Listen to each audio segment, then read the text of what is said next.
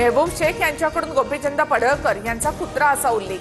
Hotel Sony Mahendra पंचरत्नाचा data काढायला लावू नका, शेख यांची पडळकर यांना धमकी। मराठवाड्यासह राज्यात मोठ्या प्रमाणात पाऊस, स्थानिक प्रशासनाशी संपर्कात आहोत। जलसंपदा विभागाला आवश्यक ती खबरदारी घेण्याच्या सूचना, मुख्यमंत्री कार्यालयाची माहिती। बीड जिल्ह्यामध्ये जोरदार पावसाचा हाहाकार। शिरूर, पाटोदा, आष्टी आणि गेवराई तालुक्यांना सर्वाधिक फटका। जिल्हा परिषद शाळेसह घरं, दुकानं, मंदिरं, शेकडो एकर शेती पाण्याखाली। एनडीआरएफ कडून अडकलेल्या नागरिकांचा बचाव कार्य सुरू। धाराशिव आणि जालना जिल्ह्यामध्ये ढगफुटी सदृश पाऊस।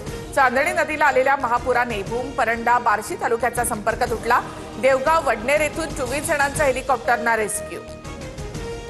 मराठवाडा, कोकणासह राज्यभरात 5 ते 6 दिवस जोरदार पावसाचा इशारा। बंगालच्या उपसागरामध्ये सलग 2 किलोमीटर दाबाचं क्षेत्र निर्माण झाल्यामुळे अलर्ट जारी।